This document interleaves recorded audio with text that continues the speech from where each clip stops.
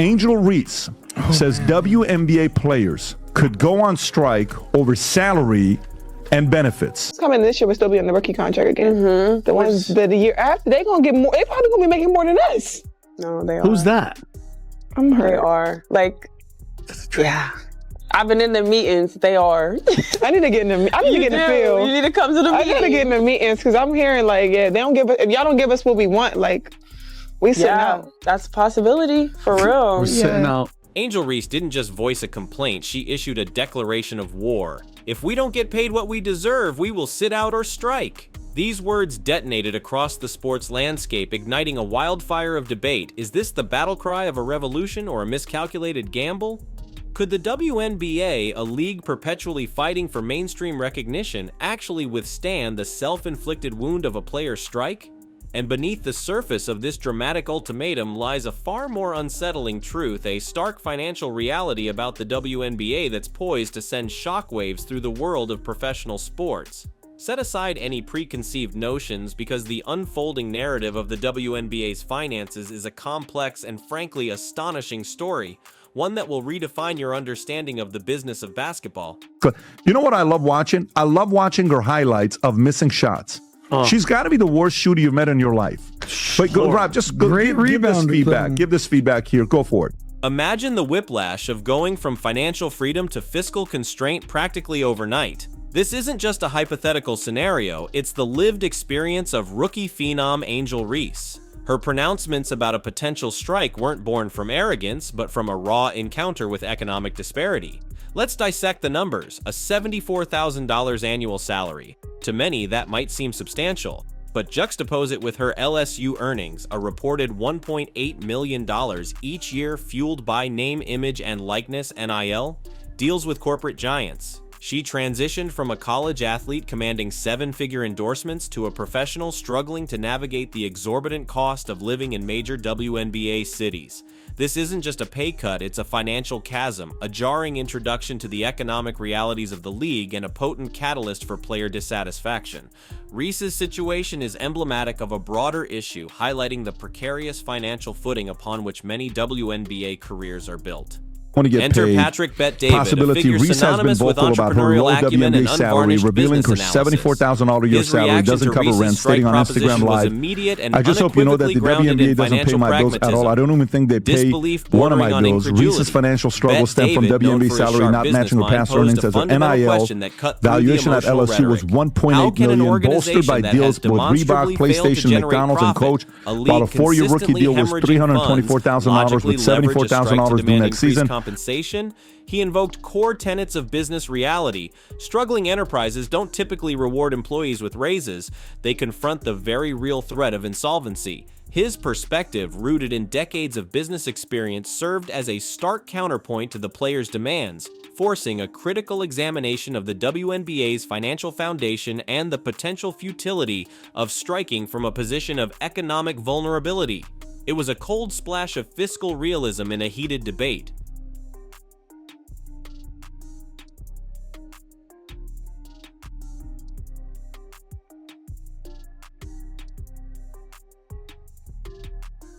Non-basketball sustain her, especially since the WNBA's $200 million revenue last season only allocated 9.3% to salaries, unlike the NBA's 50% share of the $5.3 billion in 2023. Adam, thoughts? To properly contextualize Reese's strike threat, a look back at sports labor history is crucial. Adam, contributing to the discussion, astutely referenced the impactful strikes of major leagues. Major League Baseball, the National Basketball Association, the National Football League, and the National Hockey League. These historical work stoppages were undeniably powerful, ultimately yielding improved player conditions and compensation packages. However, a critical distinction often glossed over separates these precedents from the WNBA's current predicament. Each of those leagues at the time of their strikes were generating substantial profits. They wielded leverage derived from their economic success. The WNBA, conversely, finds itself in a diametrically opposed situation. Striking from a position of persistent financial deficit fundamentally alters the dynamic, eroding the very leverage that historically empowered player strikes in other sports. The comparison, while superficially appealing, ultimately proves to be a flawed analogy when subjected to rigorous financial scrutiny. Enter Adam. The conversation took an eye-opening turn when Adam brought up strike history in professional sport. WNBA and what's her name? Angel Reese. Do it. I fully support your right to strike. So other sports have done it. So other major sports have done it. Here's a quick list for you, PBD. I put this together. Biggest sports strikes in history. 1994, the MLB strike. It was the first time that the World Series was canceled. I remember. You remember that? In 1998, the NBA went on strike. They canceled the All-Star game for the first time. No one the noticed. NFL has gone on strike multiple times. 1982, 1987, 2011. Let's confront the stark financial figures that underscore the WNBA's precarious situation. The league isn't merely operating at a slight loss, it's experiencing a relentless financial hemorrhage, a staggering $50 million deficit every single year. To grasp the magnitude of this drain, consider the revenue titans of professional sports. The NFL, a behemoth generating $17 billion annually, the NBA and MLB, each pulling in around $11 billion. The WNBA, in stark contrast, struggles to amass even a fraction of that, generating a comparatively meager $150 to $200 million in revenue, and still manages to operate deep in the red. Patrick Bet-David's assessment of the WNBA as a zombie company is not hyperbole. It's a chillingly accurate depiction of a business entity that should, by conventional economic principles, have ceased to exist long ago, sustained solely by the ongoing financial infusions from its parent organization, the NBA. This isn't a temporary downturn. It's a chronic financial ailment that casts a long shadow over the league's future viability. Here's the catch when you're going to go on strike. In 1994, MLB, NBA, NFL, what's the number one revenue sport in America? What do you think it is? The NFL. How much do you think they make? $17 billion. The NBA, a little over $11 billion. The MLB, also $11 billion. The NHL, $7 billion. Go to ChatGPT and play type the following thing. How much did the WNBA lose in 2024? You can type that up. How much did the 40 WNBA million bucks. So 40? Lose in 2024. They lost 40 million. Year before was 50 million. So it's some progress that they're making from the 40-50. Progress. The WNBA's financial woes are not simply a matter of mismanagement, they are deeply rooted in systemic economic factors, primarily scale and revenue distribution. The NBA, a global entertainment empire with 30 teams engaging in 82-game seasons, possesses a vast market reach and revenue-generating capacity. The WNBA, with its more modest footprint of 13 teams and a 40-game schedule, operates on a significantly smaller economic scale. This disparity in scale directly impacts revenue potential, particularly in areas like broadcasting rights, sponsorship deals, and merchandise sales. Furthermore, the revenue-sharing model exacerbates the imbalance. While NBA players rightfully command approximately 50% of the league's substantial revenue, WNBA players receive a mere 9.3%. Although this percentage appears drastically inequitable, the crucial context is the drastically smaller pie being divided. The fundamental issue isn't necessarily the percentage itself, but the anemic revenue base from which that percentage is derived. Even with a minimal player share, WNBA teams remain financially unsustainable, pointing to a deeper structural flaw in the league's economic architecture.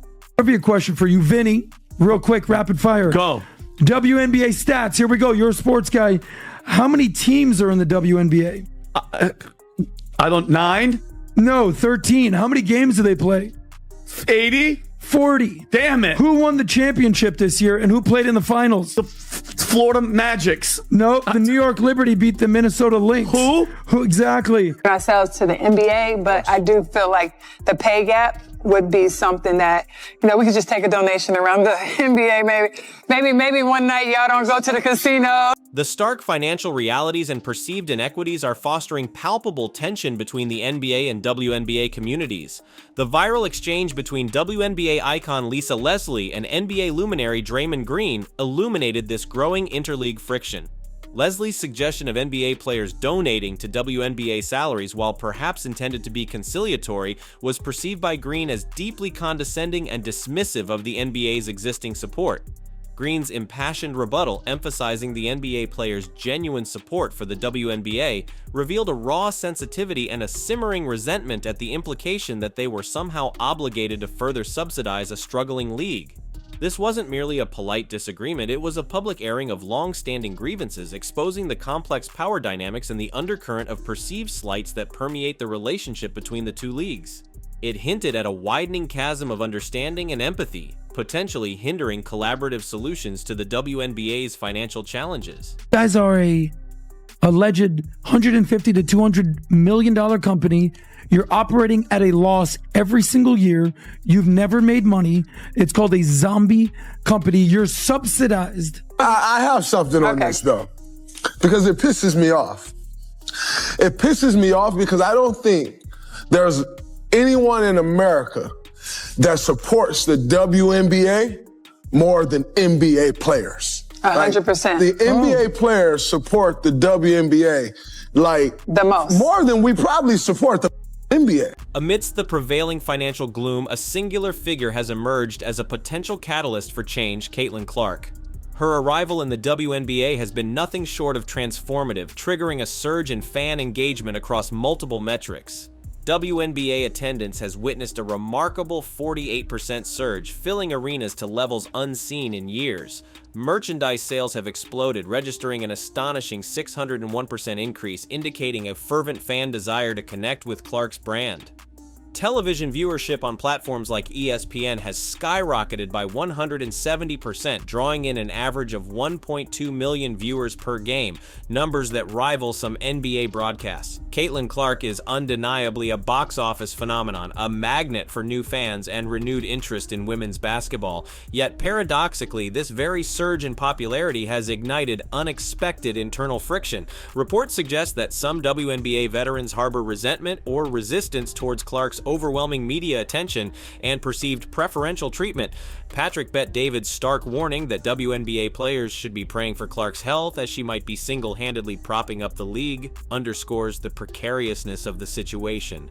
Instead of unified celebration and collective embrace of this potential savior, the WNBA appears to be grappling with internal divisions and a missed opportunity to capitalize on Clark's transformative impact. The MVP. She was unanimous. She got all the votes. Dylan Mulvaney. Yes. Yes. Aja Wilson. Oh. You just failed the test, I'm buddy. sorry. WNBA is coming for you. Watch this here. To address the financial situation, I ask, the WNBA is, Rob, if you go up and ask the other question as well, ask, is it true that the WNBA makes money when they don't play? Is it true that the WNBA makes money when they don't play? Ask that question. What does that mean? Yes. In a way, the WNBA has historically lost money and receives financial support from the NBA, which means that the WNBA games are not played. The league can actually save money by avoiding operating costs. Did you guys understand what happened? Yeah. Oh, yeah. So WNBA makes money when so if they go on a strike, the NBA is like, awesome. Tom Ellsworth from Valuetainment articulated a brutally honest yet crucial perspective that fundamentally reshapes the WNBA narrative. He asserted without mincing words that the NBA's continued subsidization of the WNBA is not driven by economic viability, but rather by a corporate social responsibility imperative. In essence, the NBA views the WNBA as a marketing expense, a public relations endeavor aimed at promoting gender equality and fostering a positive social image rather than a self-sustaining, profitable business venture. This perspective, while perhaps uncomfortable, offers a clarifying lens through which to understand the league's persistent financial struggles and the NBA's seemingly unwavering support despite decades of losses. The stark reality, as Ellsworth emphasized, is that demands for increased player compensation, while emotionally resonant, are fundamentally disconnected from the underlying economic framework. Until the WNBA transitions from a subsidized CSR project to a self-generating revenue engine, strike threats, however well-intentioned, risk being perceived as tone-deaf to the league's precarious financial foundation and could inadvertently jeopardize the very NBA support upon which its continued existence depends. A strike in this context might not be a lever for progress, but rather a catalyst for potential disengagement from the NBA, leaving the WNBA to confront an even more uncertain future. Career you choose, you should probably look at what the career earnings are of going into that field. What I'll also say is this: every single one of you WNBA players, you better pray that Caitlyn Clark doesn't get injured, because she's keeping your league afloat. A number that came up, which is their argument, which you have to kind of defend the argument that they're making. WNBA's attendance had a record-breaking high in 20 years with a total of 2.3 million fans attending games. Amidst this turbulent financial landscape, Commissioner Cathy Engelbert shoulders the immense burden of charting a course towards sustainability. Her vision for the WNBA is ambitious: to transform it into a self-reliant, economically viable entity no longer dependent on the NBA's financial life support. But what concrete strategies underpin this vision? Engelbert has emphasized securing more lucrative broadcast deals, attracting higher-value corporate sponsorships, and expanding the league's digital footprint to reach a wider audience. However, skepticism lingers. Are these plans truly robust enough to overcome decades of ingrained financial losses? Can the WNBA realistically compete for media attention and sponsorship dollars in a crowded sports market dominated by established giants? Critics question whether Engelbert's approach is grounded in pragmatic financial projections or fueled by optimistic aspirations.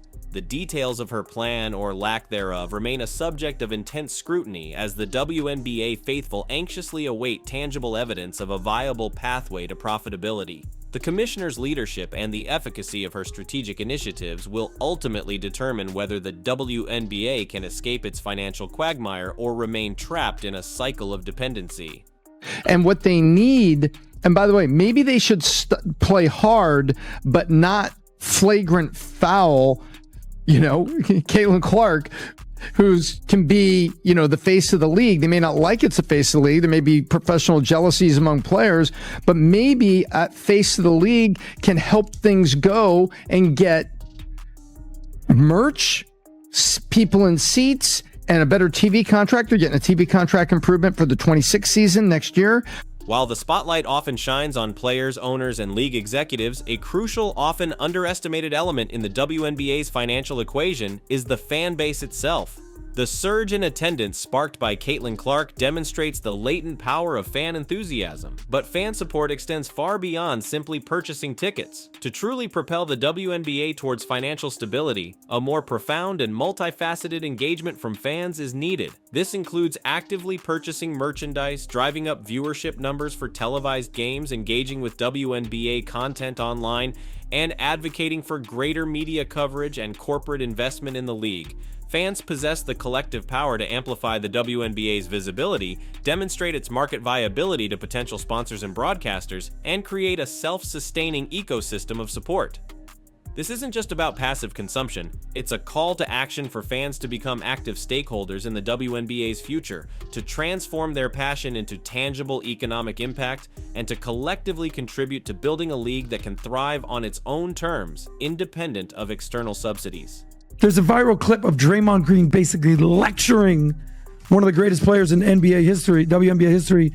I think it's Lisa Leslie. To break free from its cycle of financial dependency, the WNBA must explore and aggressively pursue alternative revenue streams and innovative business models that transcend traditional approaches. Relying solely on increased ticket sales and incremental improvements in broadcast deals may prove insufficient to bridge the significant financial gap.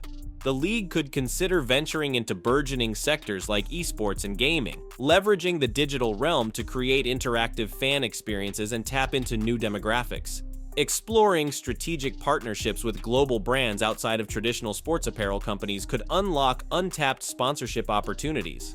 Furthermore, the WNBA could innovate in content creation, developing behind-the-scenes documentaries, player-driven narratives, and engaging digital content to cultivate deeper fan connections and generate ancillary revenue.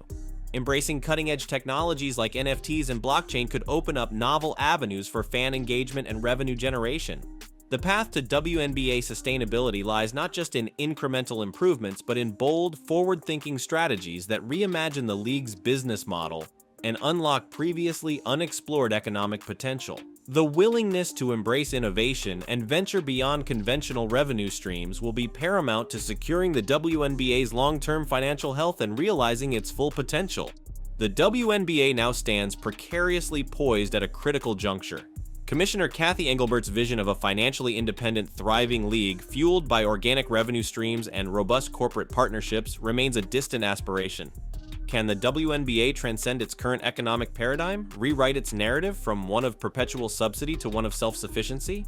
Can it effectively harness the transformative potential of figures like Caitlyn Clark, bridging internal divisions and capitalizing on newfound fan enthusiasm to forge a sustainable path forward?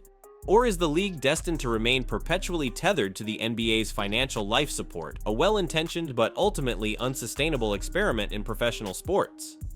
The answers to these questions will determine not only the future of the WNBA, but also broader implications for the landscape of women's professional sports, the ongoing pursuit of gender pay equity, and the very definition of long-term sustainability in a fiercely competitive entertainment market. The clock is ticking, and the choices the WNBA makes in the coming years will irrevocably shape its destiny.